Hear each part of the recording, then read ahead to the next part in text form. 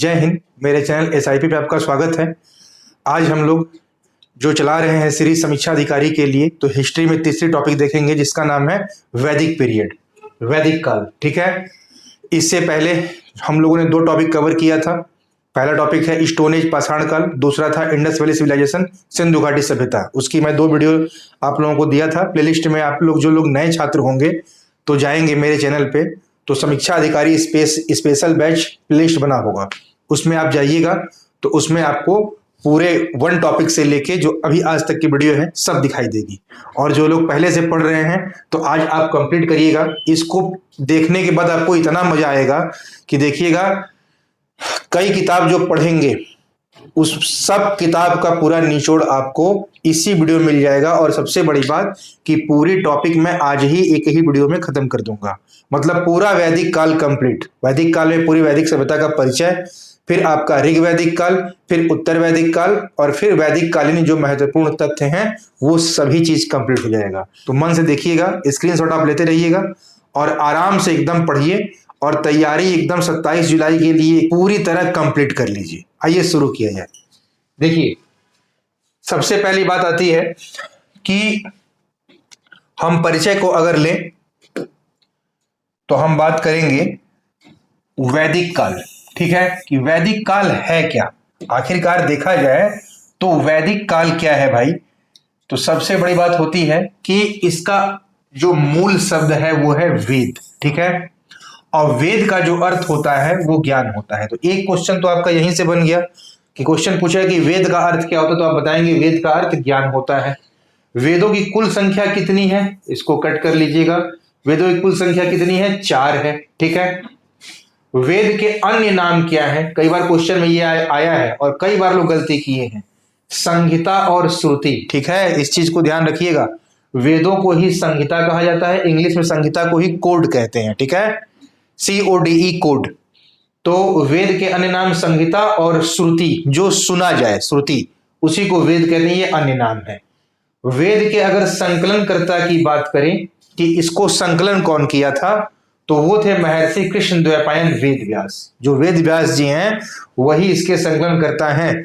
मतलब ये माना जाता है, फिलॉसफी अपना दर्शन शास्त्र, जो भारतीय दर्शन शास्त्र है, वो ये कहता है कि वेद अपौरुषेय है। अपौरुषेय का मतलब किसी पुरुष ने नहीं लिखा, इसे देवताओं ने लिखा है और इन्होंने इसका संकलन किया, इकट्ठा किया, कलेक्ट किया। तो कौन, कृष्ण द्वैपायन वेद व्यास ने। ठीक है, एक सामान्य परिचय।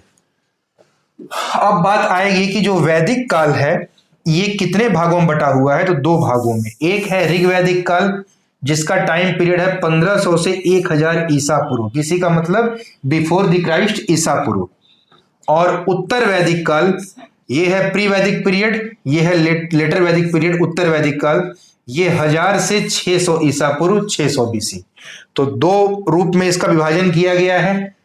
और पहला है ऋग वैदिक काल, प्री वैदिक पीरियड 1500 से 1000 ईसा पूर्व, और उत्तर वैदिक काल 1000 से 600 ईसा पूर्व। ठीक है, अब हम जरा ऋग वैदिक काल और उत्तर वैदिक काल की बात को छोड़ते हुए पहले हम बात करेंगे मूल रूप से ओवरऑल वैदिक काल की। ठीक है, तो सबसे पहली बात आती है कि वैदिक काल के जो हम मेन रूप से मानते हैं कि वैदिक सभ्यता की शुरुआत किसने की, तो कहा जाता है कि आर्यों के द्वारा। ठीक है, तो बात आती है कि आर्यों का मूल निवास स्थान क्या है भाई। ठीक है, तो इसको लेके प्रमुख इतिहासकारों में क्या है, मतभेद है। ठीक ना, तो इधर मूल निवास स्थान है, इधर विद्वान है कि किसने क्या माना है आर्यों का मूल निवास स्थान। और यहां से हर बार क्वेश्चन आते हैं मैच कराने को। ठीक है, तो देखिए, आर्यों का मूल निवास स्थान कश्मीर और हिमालय क्षेत्र, ये किसने माना, तो LD कल्ल ने। और मैं आपको बताया था ना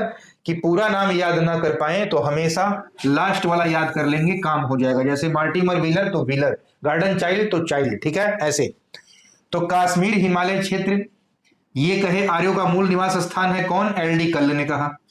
फिर पंडित गंगानाथ झा ने कहा कि ब्रह्मर्षि देश जो है वो आर्यों का मूल निवास स्थान है। डॉक्टर अविनाश चंद्र दास ने कहा कि सप्त सैंधव प्रदेश, ठीक है, सप्त सैंधव प्रदेश जो है वो आर्यों का मूल निवास स्थान है। DS त्रिवेदी जी ने कहा कि देविका जो देविका प्रदेश जो मुल्तान में है वो है आर्यों का निवास स्थान। गार्डन चाइल्ड ने कहा कि नहीं, ये दक्षिणी रूस से आए थे। मतलब सभी ने बताया कि आर्य भारत में तो आए, लेकिन मूल कहां के थे वो अपना ये विचार दिए। और याद रखिएगा, मैक्स मूलर ने कहा नहीं, ये मध्य एशिया से आए थे। ठीक है। बाल गंगाधर तिलक ने कहा नहीं, ये उत्तरी ध्रुव इनका मूल निवास स्थान है। स्वामी दयानंद सरस्वती ने कहा कि यह तिब्बत इनका मूल निवास स्थान है। और जो हर्ट एवं पेंका है, इन्होंने कहा कि नहीं, जर्मनी इनका मूल निवास स्थान है। ठीक है। और पी गाइल्स ने कहा कि नहीं, डेन्यूब नदी घाटी, यहां पे आप लिख लीजिएगा, यहां से ये छुपा हुआ है, ये है डेन्यूब नदी की घाटी। ठीक है ना, डेन्यूब नदी की घाटी इनका मूल निवास स्थान है, ये बोले पी गाइल्स। ठीक है। तो इतने लोगों ने ये चीज बोला कि ये देखिए यहां पे है पी गाइल्स, डेन्यूब नदी घाटी, ये आर्यों का मूल निवास स्थान है। ठीक है। तो यहां से क्वेश्चन बराबर आते हैं, 2 बार मन से पढ़ लेंगे, याद हो जाएगा। ठीक है। आइए आगे बढ़ा जाए। अब देखिए, अब आर्यों से कुछ फैक्ट, एक सेकेंड, हाँ, अब आर्यों से कुछ फैक्ट देख लिया जाए। ठीक है। आइए देखा जाए। अब सबसे बड़ी बात है कि क्वेश्चन पूछा हुआ है कि आर्य शब्द का अर्थ क्या होता है। तो आर्य शब्द का अर्थ होता है श्रेष्ठ, कुलीन, साधु, सज्जन। जो ये सब वर्ड यूज किए जाते हैं वो आप देखेंगे, जैसे पहले लोग बोलते ही थे अपने पति को भी हे आर्य। आर्य का मतलब श्रेष्ठ, कुलीन, साधु, सज्जन, ये सभी अर्थ होता है आर्य का। ठीक है। क्लासिकीय संस्कृत में आर्य शब्द का जो अर्थ है उसका अर्थ होता है एक उत्तम व्यक्ति। ये क्वेश्चन पूछा हुआ है, बहुत इंपॉर्टेंट है। ठीक है। इस चीज को ध्यान रखिएगा कि क्लासिकीय संस्कृत में क्या पूछा है। ठीक। तो आर्य का मतलब एक उत्तम व्यक्ति। आर्यों का जो इतिहास है वो मुख्यतः किससे ज्ञात होता है, तो वेदों से। आपसे क्वेश्चन करिए कि आर्यों का मुख्यतः इतिहास कहां से ज्ञात होता है, पुराणों से, उपनिषदों से, वेदों से, बताएंगे वेदों से। अगला पॉइंट कह रहा है सर्वाधिक प्राचीन भारतीय साहित्य इस पूरे भारत में कौन है, सबसे अधिक प्राचीन भारतीय साहित्य, तो आप बताएंगे वैदिक साहित्य। ठीक है। तो 4 वेद हमारे हैं, वो कौन कौन है क्रम से, ऋग्वेद, यजुर्वेद, सामवेद, अथर्ववेद। ठीक है। और लड़के हमेशा ये भूल जाते हैं, वेद कहे तो 4, कई बार तो यही लोगों को याद नहीं रहता कि वेद 4 हैं, तो ऋग्वेद, यजुर्वेद, सामवेद, अथर्ववेद। ठीक है। और 4 भाग जो हैं वो कौन कौन है, वो संहिता है, बताया ना, कोड, इन वेदों के 4 भाग। दूसरा ब्राह्मण ग्रंथ है, तीसरा आरण्यक है, और चौथा उपनिषद है। मैं इसका एक अलग से चार्ट बनाया हूं इसी टॉपिक में, कहा था ना आज ये टॉपिक पूरा खत्म होगा और आप देखने के बाद वीडियो एकदम कहेंगे मजा आ गया सर, पूरी चीज एक ही वीडियो में मिल गई एकदम, एक जहां से क्वेश्चन सबसे ज्यादा आते हैं और अक्सर आते हैं। तो ये क्वेश्चन, ये टॉपिक आपका एकदम तैयार, एक वीडियो देखिए काम खत्म। और समीक्षा अधिकारी की तैयारी के लिए एकदम लगे रहिए। 27 जुलाई डेट, 4 महीना बचा है, बहुत मन से पढ़ाई कर लेंगे, बहुत समय है, सिलेक्शन आराम से होगा। तो ये 4 भाग हैं, संहिता, ब्राह्मण ग्रंथ, आरण्यक, उपनिषद, वेदों के, चारों वेदों के। ठीक। कई बार ये क्वेश्चन पूछा है कि वेद त्रयी किसे कहते हैं। ठीक ना, तो आप बताएंगे कि वेद त्रयी में 3 ही आते हैं, ऋग्वेद, यजुर्वेद, सामवेद। क्योंकि जो अथर्ववेद है ना वो सबसे बाद में रचा गया है, इसलिए क्वेश्चन पूछता है कि सबसे प्राचीन वेद ऋग्वेद और सबसे बाद का वेद तो अथर्ववेद। ठीक है। तो ऋग्वेद, यजुर्वेद और सामवेद को वेद त्रयी बोलते हैं। फिर क्वेश्चन पूछता है प्रस्थान त्रयी। ये पीसीएस में, समीक्षा अधिकारी में, बिहार पीसीएस, यूपी पीसीएस, कई बार ये क्वेश्चन पूछा है। तो प्रस्थान त्रयी में 3 आते हैं, त्रयी का मतलब 3, त्रयी लगा है ना, तो वेद त्रयी में ऋग्वेद, यजुर्वेद, सामवेद। प्रस्थान त्रयी में उपनिषद, ब्रह्मसूत्र और यही गीता, श्रीमद् भगवत गीता। ठीक है। अब शुरुआत किया जाए ऋग्वेद से, जो 4 वेद हैं। तो ऋग्वेद वैदिक साहित्य में क्या है, सबसे प्राचीनतम ग्रंथ है। ठीक है। पूछेगा ये इसमें क्या है, तो ये स्रोत और प्रार्थनाओं का संकलन है। ठीक है।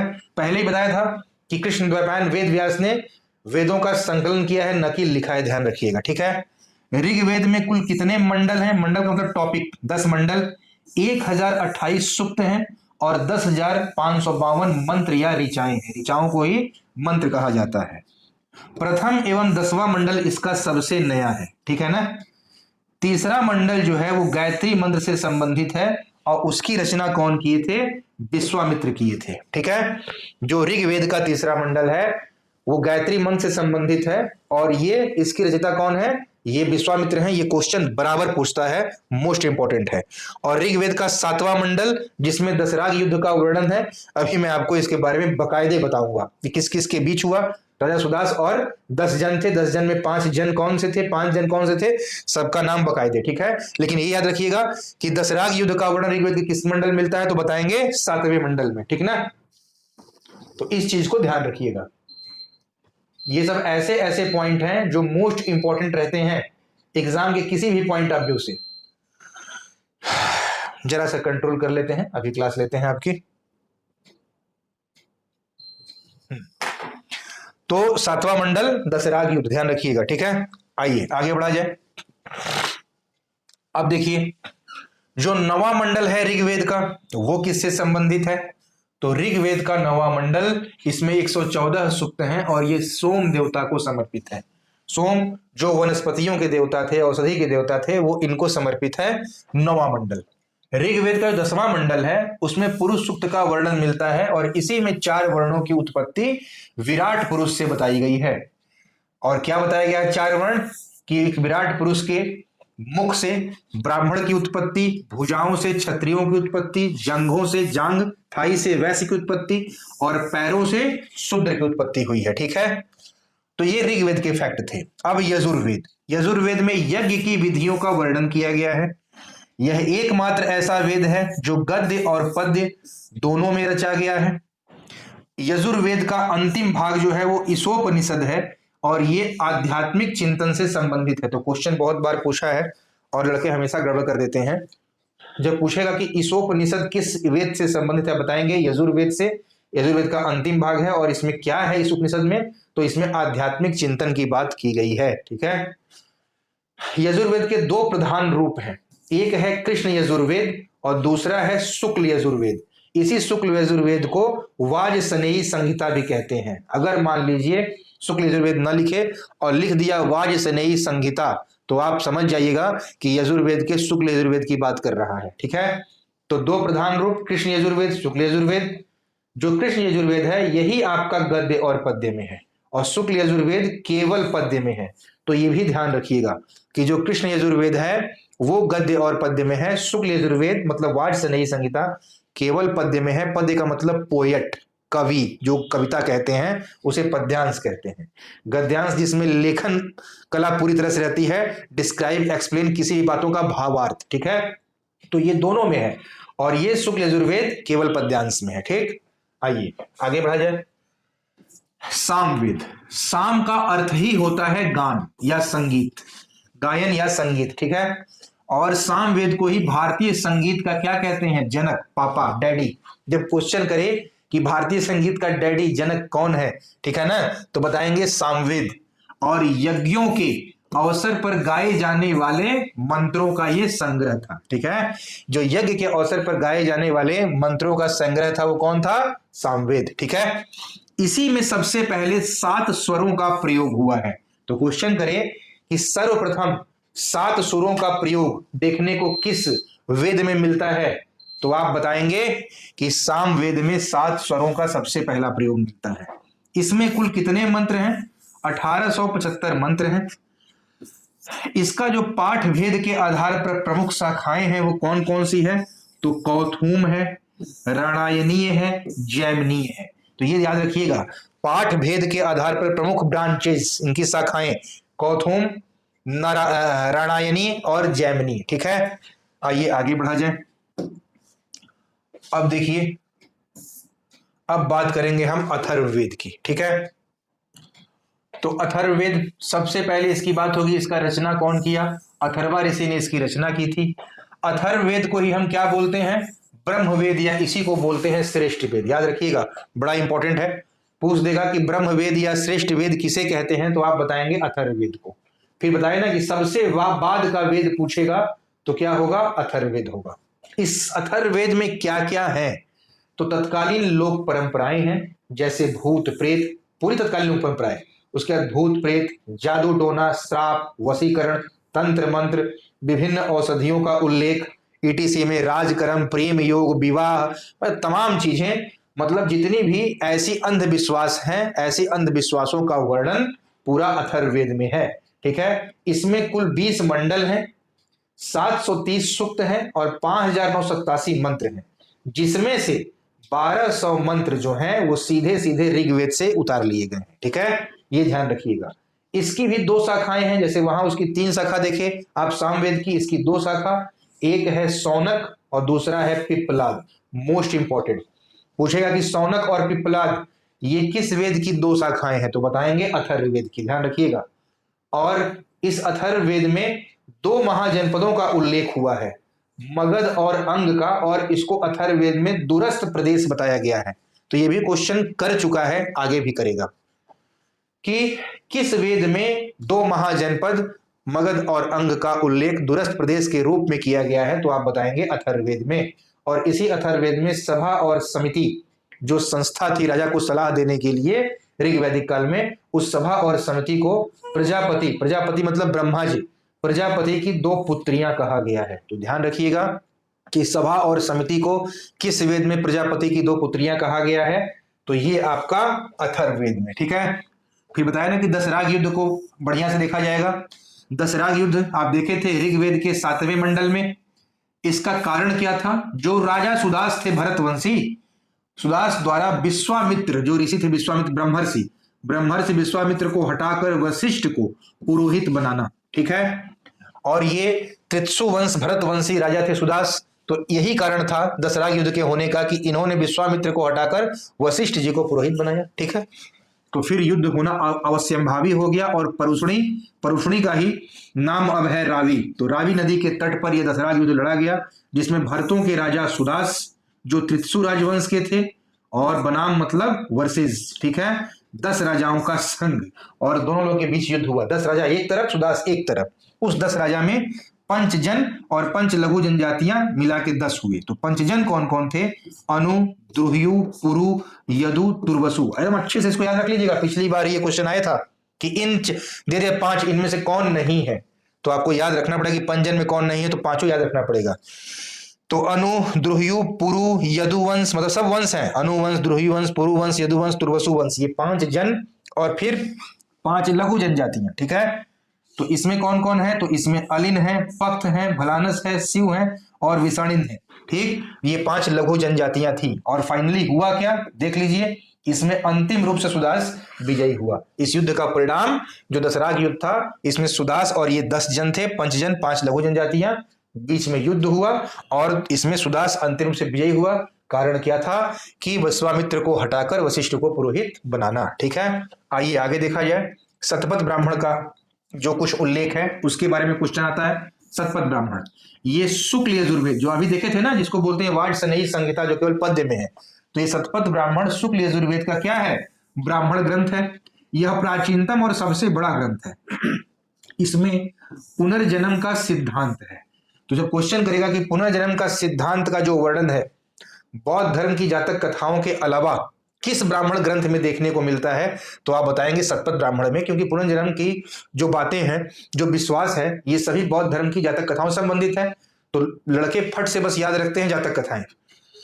पुनर्जन्म का सिद्धांत का जो वर्णन है अगर किसी ब्राह्मण ग्रंथ में आता है तो सबसे पहले शतपथ ब्राह्मण में, और ये ब्राह्मण ग्रंथ किस वेद का है? तो शुक्ल यजुर्वेद का। ठीक है, जल प्लावन की कथा किस ब्राह्मण ग्रंथ में देखने को मिलती है? तो शतपथ ब्राह्मण में। मोस्ट इंपॉर्टेंट, वीवीआई कर लीजिएगा। ठीक है, फिर पुरुरवा और उर्वशी आख्यान, आख्यान का मतलब भी वर्णन होता है, तो पुरुरवा उर्वशी आख्यान का प्राचीनतम स्रोत या इसका उल्लेख किस ब्राह्मण ग्रंथ में? शतपथ ब्राह्मण में। ठीक है, फिर पुरुष मेध यज्ञ का वर्णन किस वेद में देखने को मिलता है?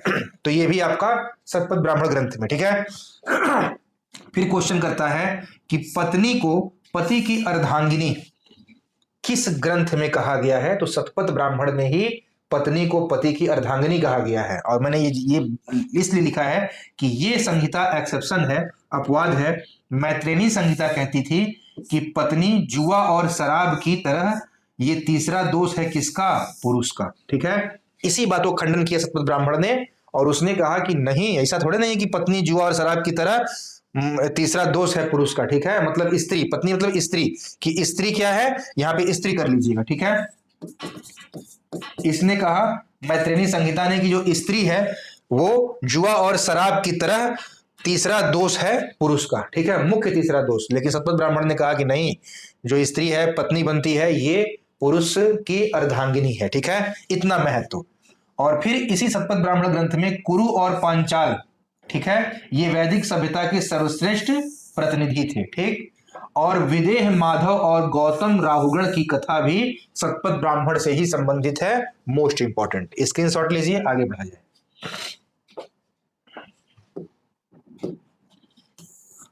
अब देखिए, बताया था ना कि जो इसके बाद आएगा वो यहां से ये क्वेश्चन की भरमार है, जान जाइए। ये इतना इंपॉर्टेंट है कि यहां से हर साल एक क्वेश्चन आने ही आने हैं, और आपके एग्जाम में या तो सीधे सीधे और या तो ऐसे ही मैचिंग कराने को। इस चार्ट में मैंने पूरी बात कर दी है एक ही चार्ट में। आइए इसको समझा जाए। चारों वेद के उच्चारणकर्ता कौन, चारों वेद के ब्राह्मण ग्रंथ कौन, सब यही समझिएगा। ये नहीं कि यहां सब यहां से सारी चीजें सब इसी पे डिपेंड है बार बार। मतलब चारों वेदों के उच्चारणकर्ता, चारों वेदों के प्रमुख ब्राह्मण ग्रंथ, चारों वेदों के प्रमुख आरण्यक, चारों वेदों के प्रमुख उपनिषद, चारों वेदों के प्रमुख उपवेद, और इन उपवेदों के रचनाकार। अब ये उन उपवेदों के रचनाकार हो जाएंगे, ठीक। बाकी 4 वेद अब आप समझ चुके होंगे। तो देखिए, जो ऋग्वेद है, तो पहले हम लोग यहां तक समझेंगे और फिर चारों वेद के उपवेद रचनाकार अलग से समझेंगे, ठीक है। यहां तक पढ़ते हैं।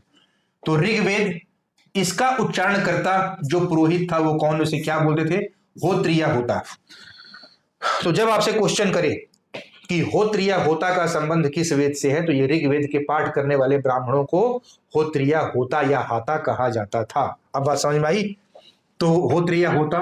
ऋग्वेद का प्रमुख ब्राह्मण ग्रंथ कौन है, तो ऐतरेय और कौशितकी, ठीक है। ऋग्वेद के प्रमुख आरण्यक कौन है, तो ये भी ऐतरेय और कौशितकी। बताए थे ना शुरुआत में ही आपको कि वेदों के जो 4 भाग हैं उसी में आपको सब दिख रहे होंगे, चारों भाग, ठीक है। और फिर ऋग्वेद का प्रमुख उपनिषद कौन है, तो ऐतरेय और कौशितकी। बताइए कहां से कठिन लगा याद करना। जो ऋग्वेद का प्रमुख ब्राह्मण ग्रंथ है वही आरण्यक है, वही उपनिषद है।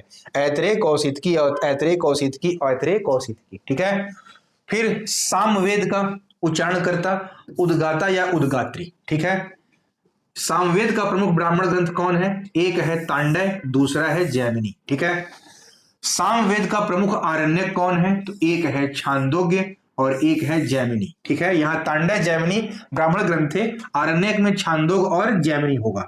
उपनिषद में भी सामवेद का जो उपनिषद है वो छांदोग्य और जैमिनी होगा, ठीक है। यहां तक ये बात बाद में होगी। फिर यजुर्वेद का गायन करने वालों को क्या बोलते थे ब्राह्मणों को, अध्वर्यु। यजुर्वेद का ब्राह्मण ग्रंथ कौन, तैतरीय और शतपथ, ठीक है। यजुर्वेद का प्रमुख आरण्यक कौन, तैतरीय, शतपथ और बृहदारण्यक। और यजुर्वेद का प्रमुख उपनिषद कौन, तो कठ है, ईशोपनिषद है, श्वेताश्वर उपनिषद है, मैत्रायणी है, महानारायण है, बृहदारण्यक है। तो ये भी ध्यान रखिएगा कि यजुर्वेद के जो प्रमुख उपनिषद हैं वो बहुत इंपॉर्टेंट हैं, कई हैं। कठ है, ईश है, श्वेताश्वर है, मैत्रायणी है, महानारायण है और बृहदारण्यक है, ठीक। फिर अथर्ववेद। अथर्ववेद के जो गायनकर्ता ब्राह्मण थे उन्हें ब्रह्मा कहते थे। अथर्ववेद का केवल एकमात्र ब्राह्मण ग्रंथ है गोपथ। अथर्ववेद का जो आरण्यक है वो कोई नहीं है, तो बड़ा अच्छा है, याद नहीं करना पड़ा आपको। और अथर्ववेद का प्रमुख उपनिषद है बहुत मोस्ट इंपॉर्टेंट, मुंडकोपनिषद, जिसमें सत्यमेव जयते यहीं से लिया गया है। और इसी उपनिषद में यज्ञ की तुलना टूटे नाव से की गई है। फिर है मांडुक्य उपनिषद, तो मुंडक अलग है, मांडुक्य अलग है, ध्यान रखिएगा। और प्रश्न उपनिषद, तो मुंडक, मांडुक्य, प्रश्न, ये अथर्ववेद के उपनिषद हैं, ठीक। तो अब आप समझ गए अच्छे से। अब हम बात करेंगे वेदों के उपवेद रचनाकार। तो ऋग्वेद का जो उपवेद है वो आयुर्वेद है और ये चिकित्सा शास्त्र से संबंधित है और इसी के रचनाकार धन्वंतरी थे। तो ऋग्वेद का उपवेद आयुर्वेद, चिकित्सा शास्त्र से संबंधित, रचनाकार धन्वंतरी। फिर बात आएगी सामवेद का उपवेद कौन है, तो गांधर्व वेद है और ये कला और संगीत से संबंधित है। इसके रचनाकार भरत मुनि है, क्योंकि सामवेद से ही तो संगीत निकला है, तो इसका उपवेद भी गांधर्व वेद भी कला और संगीत से संबंधित, रचनाकार भरत मुनि, ठीक है। फिर यजुर्वेद का उपवेद धनुर्वेद है, ये युद्ध कला से संबंधित है और इसके रचनाकार है विश्वामित्र जी। और फिर अथर्ववेद का उपवेद शिल्प वेद है, और शिल्प वेद का मतलब ये भवन निर्माण कला से संबंधित है और इसके रचनाकार हैं विश्वकर्मा जी। तो आप बात समझ में आई कि वेदों के उपवेद और उनके रचनाकार। ठीक है, रिकॉल कर लिया जाए। ऋग्वेद का उपवेद आयुर्वेद। आयुर्वेद क्या है? चिकित्सा। देखिए रचनाकार कौन है? धन्वंतरी। सामवेद का कौन है? गांधर्व वेद। क्या है भाई? कला और संगीत, भरत मुनि। यजुर्वेद का क्या है? यजुर्वेद का है आपका धनुर्वेद, युद्ध कला संबंधित मारकाट करना, कौन? विश्वामित्र। और अथर्ववेद का शिल्प वेद, भवन निर्माण कला, रचनाकार है भरत मुनि। ठीक है, सॉरी विश्वकर्मा जी। तो ऐसा आप एकदम चार्ट को खूब बढ़िया से याद कर लीजिएगा। आइए आगे बढ़ा जाए। अब ऋग्वेद के मंडल और उनके रचयिता, यहां से क्वेश्चन बहुत अच्छे से पूछता है। कई बार यहां से लड़के फंसे हैं। एक तरफ आपको 10 मंडल में से 4-5 मंडल उठा के देगा, एक तरफ उनका रचयिता देगा, मैचिंग कराइए। यही एग्जाम में आ रहे हैं सब, तो एकदम तैयार रहना है। ऋग्वेद के मंडल और उनके रचनाकार, तो इधर मंडल हो गए, इधर रचयिता हो गए। तो ऋग्वेद का जो प्रथम मंडल है उसके रचयिता मधुक्षमदा है, इसको बोलते हैं मेघातिथि। तो मधुक्षमदा और मेघातिथि ये रचयिता किसके हैं? ऋग्वेद के प्रथम मंडल के। सब ऋग्वेद का ही मंडल है, 10 मंडल जो है। द्वितीय मंडल गृहस्थमद ने रचा था। तृतीय मंडल अभी आप देखें विश्वामित्र, जिसमें गायत्री मंत्र का उल्लेख है। ठीक है। चतुर्थ मंडल वामदेव ने रचा। पंचम मंडल के रचयिता कौन थे? ऋषि अत्रि थे, सब लोग ऋषि थे। षष्टम मंडल के रचयिता कौन थे? भारद्वाज ऋषि थे। सप्तम मंडल के रचयिता कौन थे? वशिष्ठ ऋषि थे, जिसमें आप देखें दशरथ युद्ध का वर्णन ऋग्वेद के 7वें मंडल में। फिर अष्टम मंडल के रचयिता कौन है भाई? तो कण्व और अंगिरस ऋषि हैं। नवम मंडल के रचनाकार हैं अंगिरस और कश्यप ऋषि। और दसम मंडल के रचनाकार थे विमदा, इंद्रा, सची और अन्य लोग। ठीक है, तो ये बहुत अच्छे से याद रखिएगा कि ये ऋग्वेद के मंडल और उनके रचनाकार हैं। ठीक, प्रथम के फिर से रिकॉल कर लीजिए। प्रथम के मधुक्षमा मतलब मधुक्षमदा और मेघातिथि, द्वितीय के गृहस्थमद, तृतीय के विश्वामित्र, चतुर्थ के वामदेव, पंचम के अत्रि, षष्टम के भारद्वाज, सप्तम के वशिष्ठ, अष्टम के कण्व और अंगिरस, नवम के अंगिरस और कश्यप। यहीं से गड़बड़ाएंगे, अष्टम में कण्व और अंगिरस हैं और नवम में अंगिरस और कश्यप हैं। ठीक है, ये ध्यान रखिएगा। और दसम में 3 लोग हैं, विमदा है, इंद्रा है और सची है और कुछ अन्य लोग हैं। ठीक, आइए आगे बढ़ा जाए। अब उपनिषद को ही वेदांत कहते हैं, वो क्या है? ठीक है, वेदांत का अर्थ क्या होता है? वेदांत का अर्थ होता है वेद का अंतिम भाग। ठीक है, तो उपनिषद वेदों का अंतिम भाग होता है और यह दर्शन पर आधारित पुस्तकें हैं। ये क्वेश्चन पूछ चुका है पीसीएस और आईएएस दोनों में कि उपनिषद किस पर आधारित पुस्तकें हैं, तो ये दर्शन शास्त्र पर आधारित पुस्तकें हैं। और उपनिषद का शाब्दिक अर्थ क्या होता है? गुरु के समीप बैठकर ज्ञान प्राप्त करना। ठीक है, अब इसीलिए मैं यहां पे लिखा हूं कि उपनिषद कितने हैं भाई? तो पूरे उपनिषदों की संख्या 108 है। 108 कोई पढ़ नहीं सकता, अब पढ़ना भी नहीं है। अब उपनिषदों में थोड़ा नहीं पीएचडी करनी है हम लोगों को। हम लोग क्या है भाई, सिविल की पढ़ाई कर रहे हैं, तो सिविल की पढ़ाई कर रहे हैं तो बहुत सी चीजें जाननी है, लेकिन अब इतना भी नहीं जानना है कि एक ही विषय में पूरा चाप दिए कि 108 उपनिषदें पढ़ेंगे अब उठा के। नहीं, हम 5 साल उपनिषद पढ़ेंगे 108, तब पढ़ते रहिए फिर। ठीक है, तो मैंने पढ़ना है और उसी से पूरा क्वेश्चन आता है।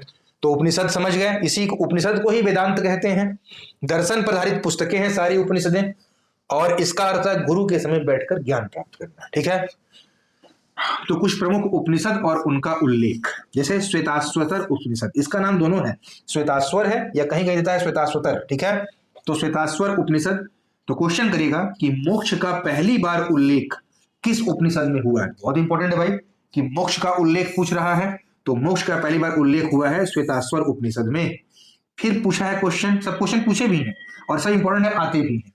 याज्ञवल्क्य और गार्गी संवाद किस उपनिषद में इसका वर्णन है?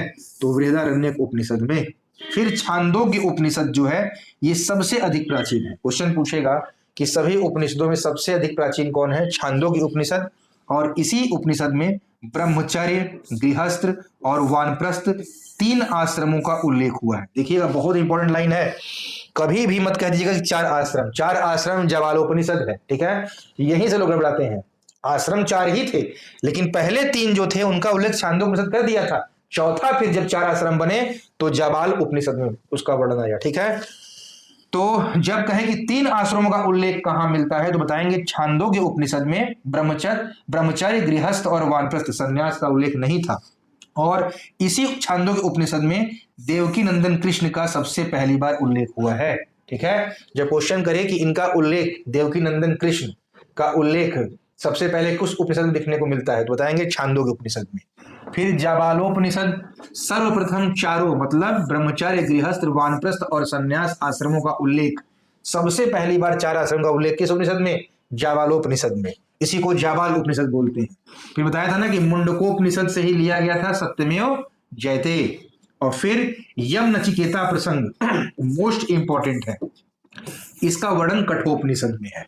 तो ये क्वेश्चन उपनिषद वाले, ठीक है, इसको पढ़ लीजिएगा बहुत अच्छे से, एकदम सारी बात याद हो जाएगी। ठीक, आइए आगे बढ़ा जाए। अब है आर्यों द्वारा अनार्यों को दिए गए नाम। यहां से भी क्वेश्चन आ जाते हैं अभी तक जो नहीं आए हैं। ठीक, कि जो आर्य आए हमारे भारत में वो अनार्यों को नाम क्या क्या दिए। तो आर्यों द्वारा अनार्यों को दिए गए विभिन्न नाम अब्राह्मण, ठीक है, अब्राह्मण मतलब इसका होता है वेदों को न मानने वाला। आर्यों ने अनार्यों को बोला ये अब्राह्मण है, वेदों को नहीं मानते। अयज्वन है, यज्ञ ना करने वाले। अनासह, बिना नाक वाले, ठीक है, क्योंकि आर्यों की नाक एकदम तीखी कही जाती थी, ठीक है, बाल घुंघराले, एकदम गोरे, होंठ एकदम आपके पिंक, वो आर्य पुरुष कहलाते थे। तो अनासा बोलते थे आर्य अनार्य को बिना नाक वाले। अदेवयु, देवताओं को न मानने वाले, ठीक है। अव्रत, वैदिक व्रतों का पालन न करने वाले। और मृदवाक, कटुवाणी बोलने वाले, ठीक है। ये आर्यों द्वारा अनार्यों को दिए गए नाम और उनका अर्थ। तो ये मैच करने को आ सकता है, इसलिए बड़े प्रेम से इसको पढ़ लीजिएगा, ठीक है। ये भी क्वेश्चन बहुत इंपॉर्टेंट है। आप देखिए सामने है आपके प्रमुख नदियां और ऋग्वेद, ठीक, कि नदियां जो हैं ऋग्वैदिक कालीन नदियां, उनके प्राचीन और आधुनिक नाम, ठीक है ना। इधर है आपका सभी आधुनिक नाम और ये है उनके प्राचीन नाम, जहां से क्वेश्चन बराबर आते हैं मैच कराने को। तो सरस्वती ऋग्वैदिक काल की सबसे पवित्र नदी थी। ध्यान रखिएगा, गंगा जी मत कह दीजिएगा, गंगा जी बहुत बाद में पवित्र थी। ऋग्वैदिक कालीन सबसे पवित्र नदी कौन थी? सरस्वती थी। इनका 3 नाम देखने को मिलता था प्राचीन, नदीतमा, देवीतमा, मातेतमा। मतलब नदीतमा का मतलब सबसे अच्छी नदी, देवीतमा का मतलब सबसे अच्छी देवी, मातेतमा का मतलब सबसे अच्छी माँ, ठीक है। फिर सिंधु नदी दूसरे नंबर पे, इसका सर्वाधिक बार उल्लेख हुआ है। तो क्वेश्चन करेगा कि ऋग्वेद में सबसे अधिक किस नदी का उल्लेख हुआ है? सिंधु का सर्वाधिक बार, और सबसे पवित्र सरस्वती। तो सिंधु का नाम क्या था प्राचीन? हिरण्य। जब हिरण्य कहेगा ना तो हिरण्य मत समझ लीजिएगा, हिरण्य का मतलब सिंधु नदी की बात कर रहा है। फिर चिनाब, उसी को प्राचीन काल में आस्किनी बोलते थे। व्यास, इसी को विपाशा बोलते थे। रावी को बताया ही परुषणी या परुषणी बोलते थे। झेलम को वितस्ता बोलते थे। सतलज नदी का नाम सुतुद्री था। घग्गर नदी का नाम वृषधति था। गंडक नदी का नाम सदानीरा था। गोमती का नाम गोमल था। और काबुल को ही बोलते थे कुभा, ठीक है। तो ये ऋग वैदिक कालीन प्रमुख नदियां हैं, मतलब वैदिक कालीन ही कहिए। तो इसको बहुत अच्छे से याद रखिएगा, बराबर आता है, ठीक। और ये आर्य अनार्य वाला भी पढ़ लीजिएगा। आइए अब आगे बढ़ा जाए। अब देखिए, अब ऋग वैदिक काल में जो चीजें सबसे इंपॉर्टेंट है, अब शुरू हो गया ऋग वैदिक काल, ठीक। वैदिक काल ये चीज थी जिसमें हम आपको मेन बताए वैदिक काल की। अब ऋग वैदिक काल, फिर उत्तर वैदिक काल और कुछ बातें महत्वपूर्ण। तो ऋग वैदिक काल की टाइम पीरियड क्या था भाई? ये था 1500 से 1000 बीसी, ठीक है।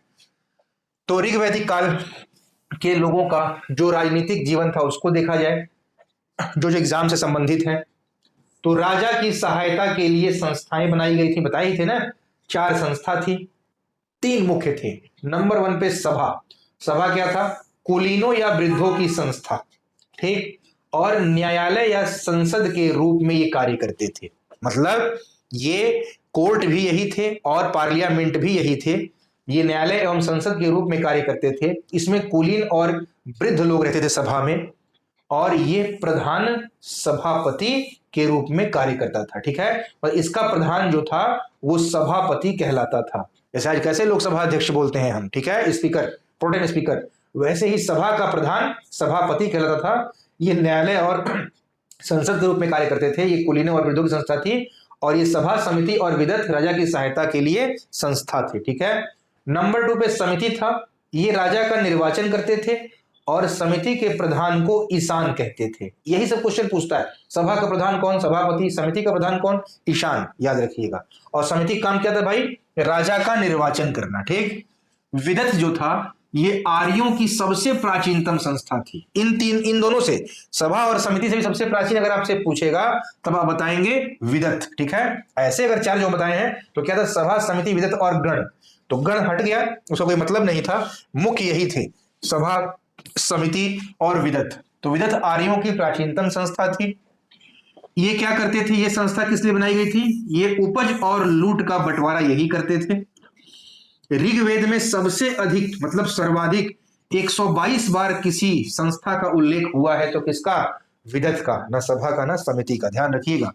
और सर्वाधिक महत्वपूर्ण संस्था थी, लेकिन उत्तर वैदिक काल में यह जो संस्था थी ये लुप्त हो गई और सभा और समिति ही बस रह गई। ठीक है, तो ध्यान रखिएगा इस चीज को। अब ऋग्वैदिक काल के जो अधिकारी थे वो रत्निन कहे जाते थे। पूरे रत्निनों की मैं संख्या भी लिखूंगा और कौन रत्निन का क्या कार्यभार है वो भी लिखा जाएगा। क्वेश्चन आजकल वहां से बहुत आ रहे हैं। ठीक, तो इसके अधिकारी, ऋग्वैदिक काल अधिकारी रत्निन कहे जाते थे।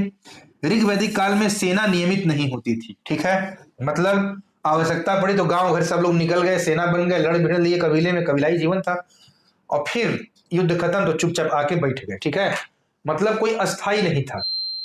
लेकिन उत्तर वैदिक काल में भी अस्थाई नहीं दिखता, लेकिन डेवलपमेंट बहुत हुआ। अब अस्थाई आप कहेंगे क्यों नहीं रखते थे? तो एक तो राजा अभी समृद्धशाली नहीं थे ऋग्वैदिक काल में। दूसरी बात, अस्थाई सेना रखेंगे। अब आज क्या है अपने भारत में, हमारी 3 सेनाएं अस्थाई रूप से हैं। तो अब अस्थाई सेना को आपको पूरा वेतन देना पड़ता है, वेतन भत्ता, सारी व्यवस्था, रहने का, खाने का बंदोबस्त करना पड़ता है। उस समय इतना राजा का पैसे नहीं था, तो इसीलिए सेना अस्थाई नहीं थी। जब मन किया सेना बन गए। फिर देखिए, टैक्स भी नहीं था, बलि नामक टैक्स था, ये स्वेच्छा से दिया गया कर था। कर का मतलब टैक्स, मतलब जो धनपशु लोग थे, जितने वैसे समाज के या साहूकार, सेठ, वो अपने मन से जो पैसा दे दिए उसी को स्वेच्छा से दिया गया, राजा को टैक्स मान लेते थे, उसी को बलि कहा गया।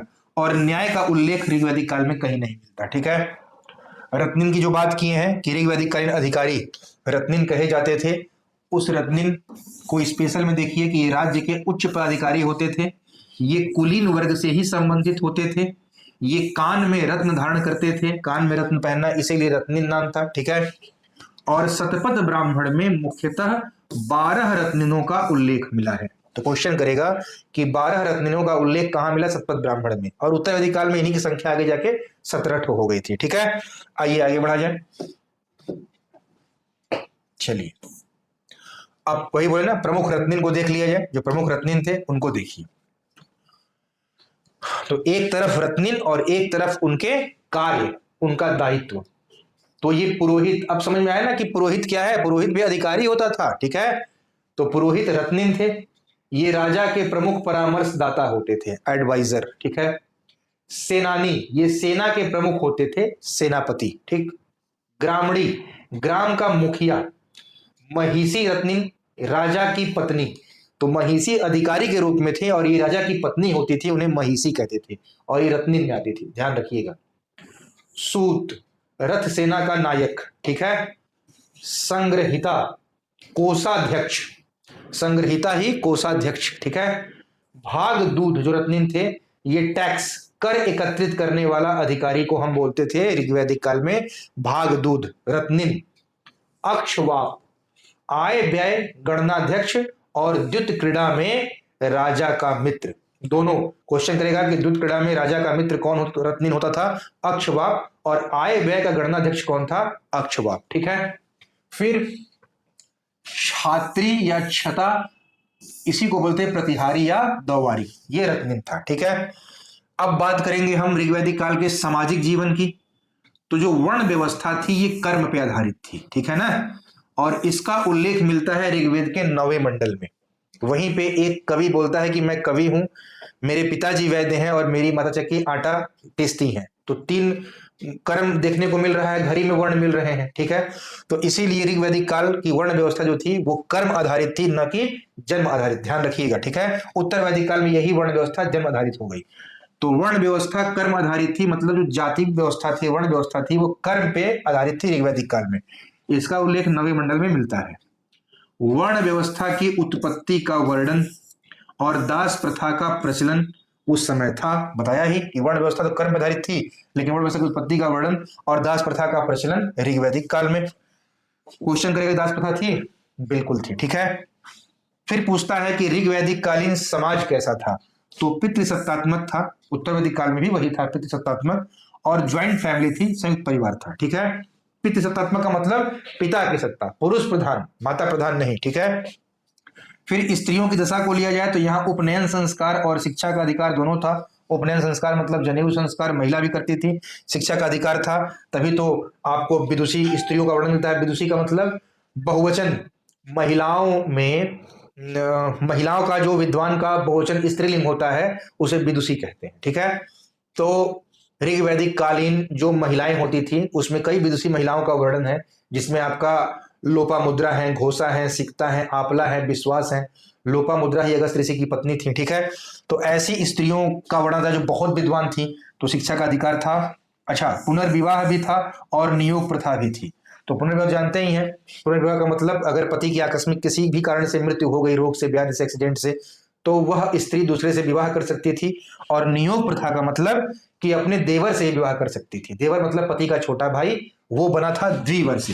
देवर का असली शुद्ध रब तो द्विवर होता है, तत्सम तो दो पढ़ेंगे ना, तो द्विवर जो द्विवर है ये तत्सम है, इसी का तद्भव होता है देवर।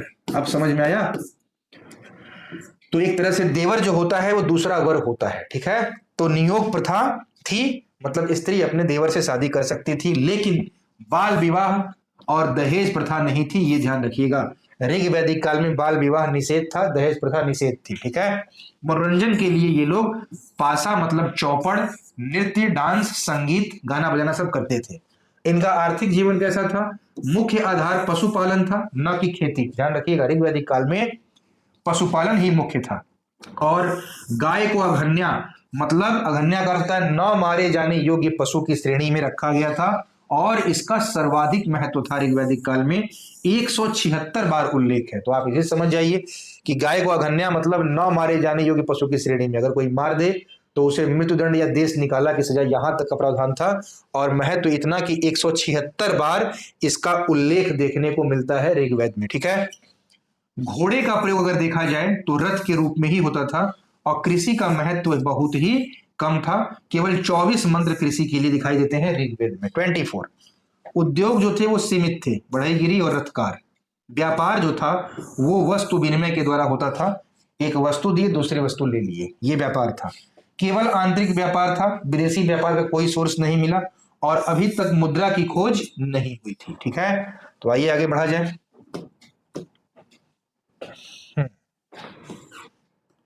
अब देख लिया जाए इनका धार्मिक जीवन ऋग्वैदिक काल के लोगों का। ठीक है, तो इनका धार्मिक जीवन तो था वो प्रकृति पूजक था। ठीक है ना, क्या था भाई? प्रकृति पूजक।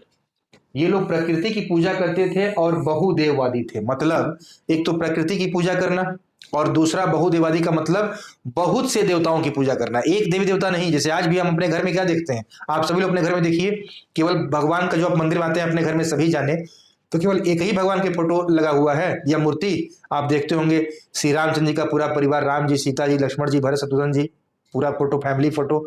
शिव जी के परिवार का पूरा फैमिली फोटो, राधे कृष्ण जी, गणेश जी, लक्ष्मी जी। ठीक है, उसके बाद दुर्गा माता का नवो रूप। उसके बाद फिर आपका जो जहां से आप जाते दर्शन करने, विंध्याचल देवी गए वहां से लेते आए, वैष्णो देवी गए वहां से लेते आए माता की प्रतिमा, वो स्थापित कर लिए। तो हम लोग भी अपने घर में बहुत से देवी देवताओं की पूजा करते हैं, भगवान की पूजा करते हैं, बस वही सेम कि प्रकृति पूजक थे और बहुदेववादी थे। इसीलिए इनके देवताओं की 3 श्रेणियां बनी थी। ठीक है, तो वही आपको याद रखना है, बराबर ये क्वेश्चन भी मिलाने को आता है, याद रखिएगा।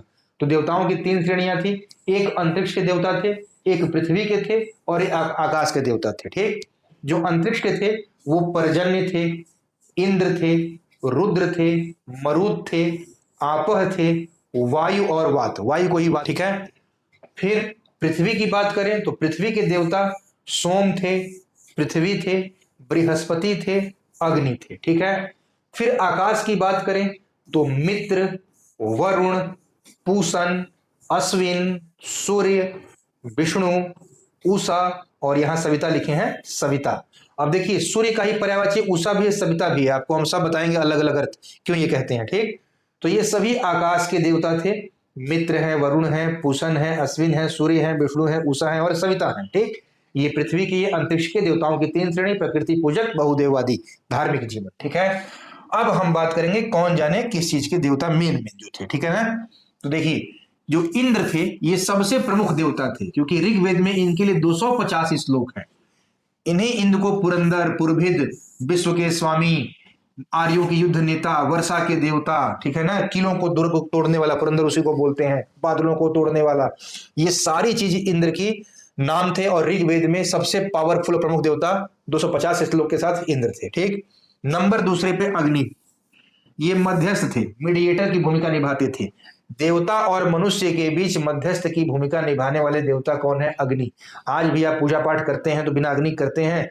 दिया जलाते हैं, धूप जलाते हैं, अगरबत्ती जलाते हैं, कोई पूजा करते हैं तो वहां देखिए आप धूप दीप जलाते हैं, तब पूजा करते हैं। तो वो अग्नि जब जलती है तो भगवान और आपसे ये क्या करती है? मध्यस्थ की काम करती है, भूमिका निभाने का काम करती है, मिलाने का काम करती है। ठीक है, तो अग्नि शुरू से मध्यस्थ देवता थे और इनके लिए 200 श्लोक की रचना ऋग्वेद में की गई थी और 250 श्लोक इंद्र के लिए अकेले। ठीक, तो ये दो प्रमुख थे।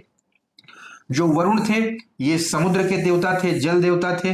जो सविता थे बताए ना, देखिए सूर्य जो निकलते हैं वो सूर्य हैं, हम देख रहे हैं। और सविता कहेंगे तो चमकता हुआ सूर्य, जिसके लिए गायत्री मंत्र की रचना विश्वामित्र ने की, उसी को बोलते हैं सविता।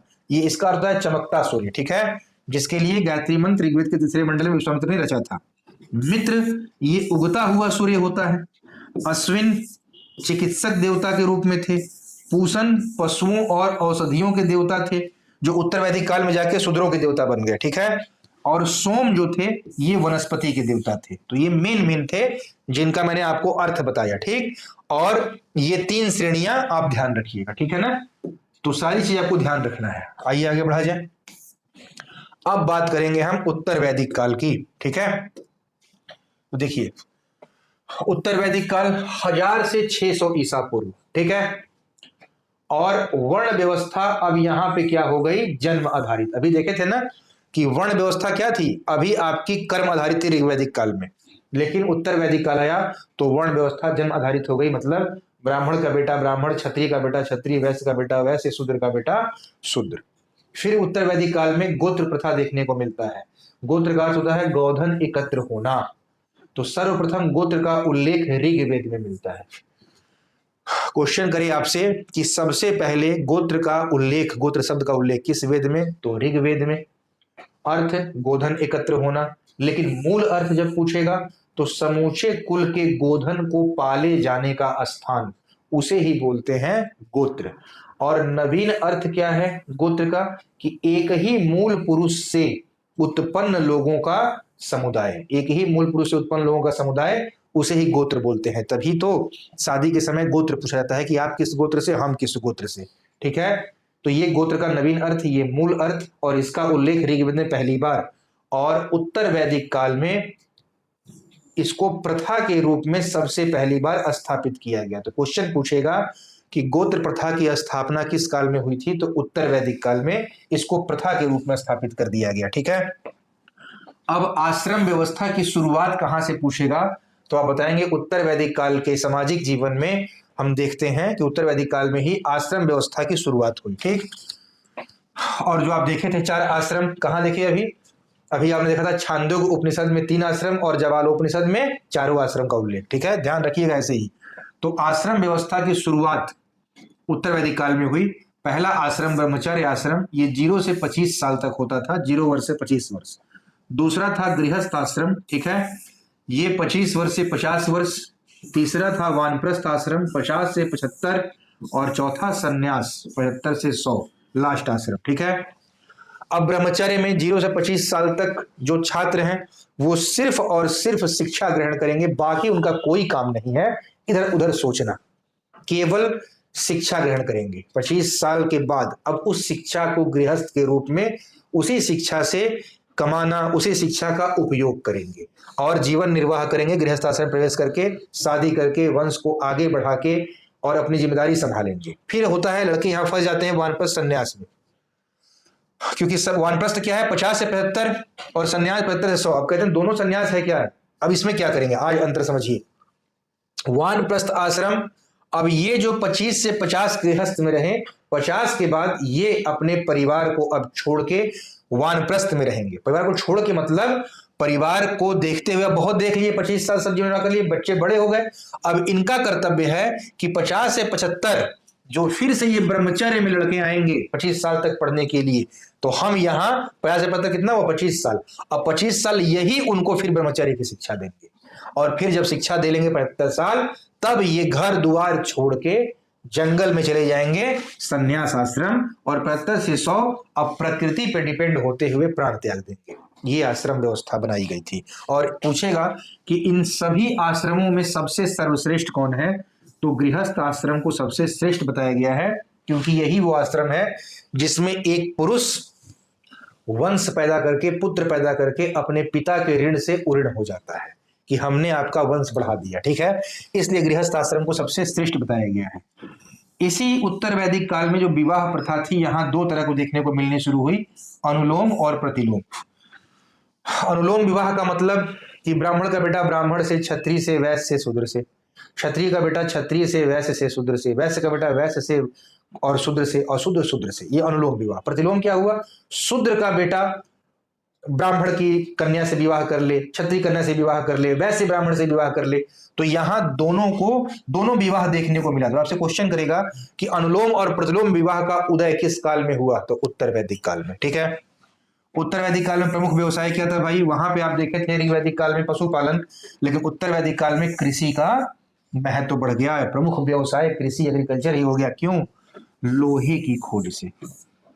लोहा बहुत बड़ी चीज थी, हल बन गया, खेत जुतने लगे, एक कृषि क्रांति हो गई, और यहीं से पैसे की क्रांति भी हो गई और राजा का महत्व बढ़ गया। पैसा आएगा, किसी व्यक्ति के पास पैसा आए तो उसका क्या होता है, उसकी ताकत बढ़ती है, फिर उसका समाज बढ़ता है, फिर वह राजनीतिक जीवन में प्रवेश करता है, उसकी सत्ता बढ़ती है, और फिर वही धार्मिक जीवन में प्रवेश करता है, वही बड़े बड़े यज्ञ करवाता है, बड़ा बड़ा चढ़ावा देता है मंदिरों में, दान दक्षिणा, ये सब किस वजह से, पैसे से। ठीक है, तो यहाँ पे सबसे मेन क्या हुआ, प्रमुख व्यवसाय कृषि हुआ, क्योंकि लोहे की खोज हो गई। ठीक है, और इसका प्रमाण क्या है भाई, जो काठक संहिता है ना, उसी में 24 बैलों वाले हल का वर्णन मिलता है। आप सोच सकते हैं कि एक दो बैल नहीं, 24 बैलों वाले हल का वर्णन, मतलब कृषि, कितनी बड़ी कृषि क्रांति हुई, कितना कृषि का महत्व बढ़ गया लोहे की खोज से। ठीक है, और यही कृषि इतनी ज्यादा हुई भाई, 24 बैलों वाले हल का वर्णन काठक संहिता मिल रहा है, इतनी ज्यादा हुई कि अधिशेष कृषि का जन्म हुआ। ठीक है, और अधिशेष कृषि के जन्म से क्या होता है, देखिए यहाँ पे लिखे हैं,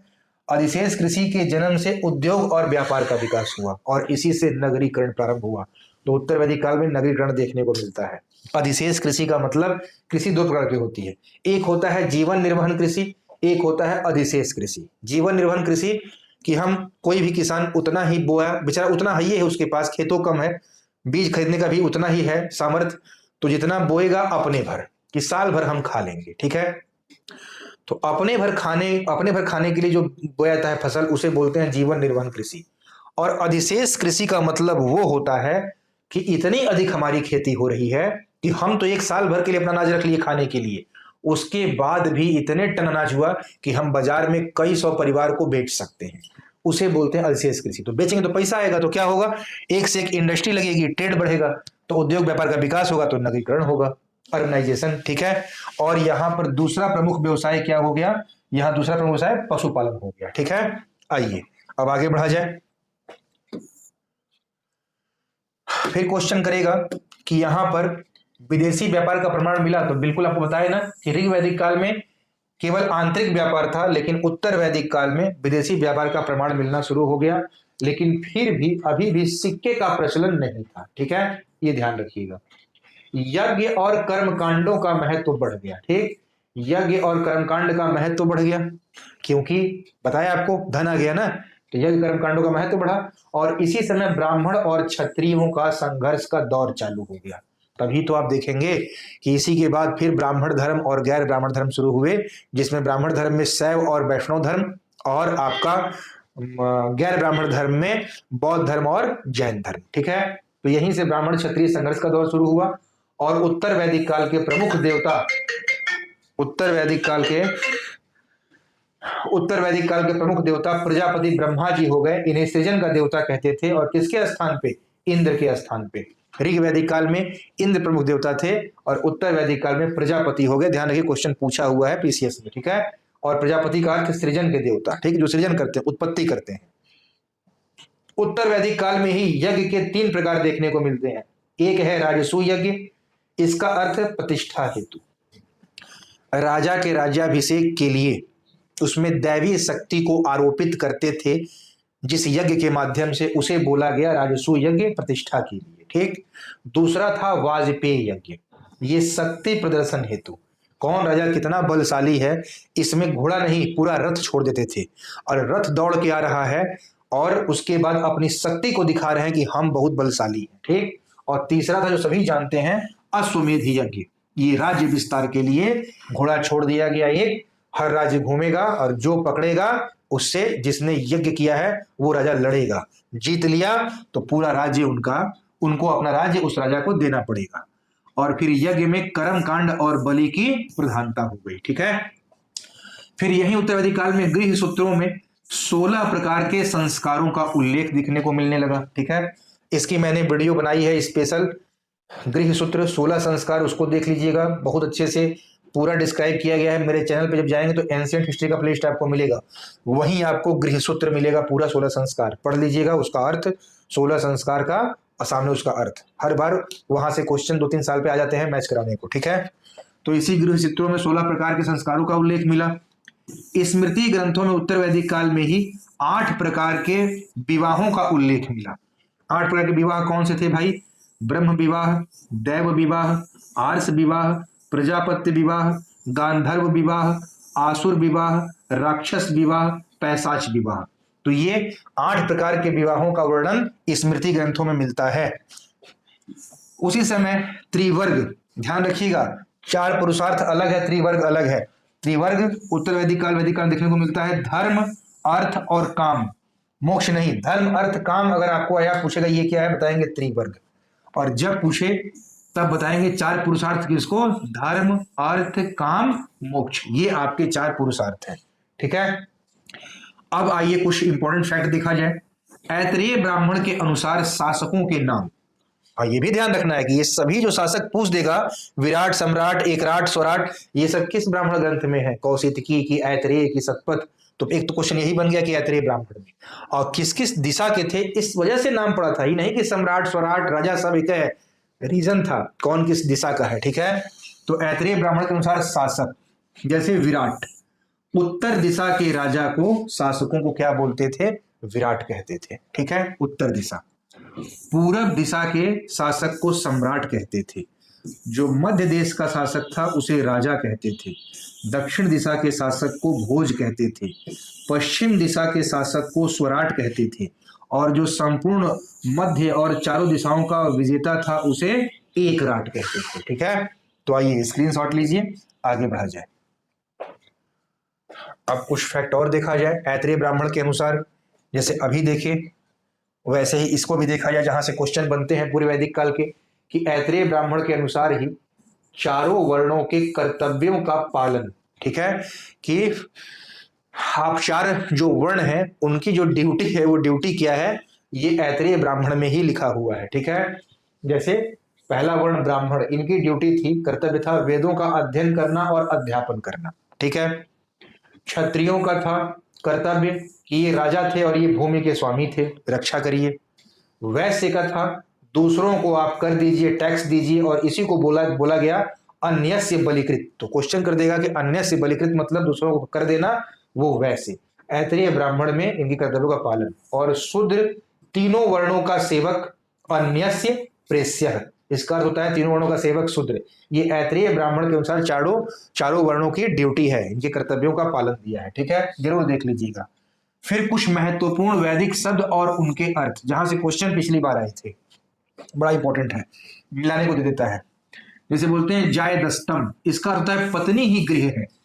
जब कहेगा कि जायदस्तम तो इसका अर्थ पत्नी ही गृह है, ये वैदिक शब्द है। वहतु, कन्या की विदाई के समय दिए जाने वाले उपहार एवं द्रव्य, ठीक है।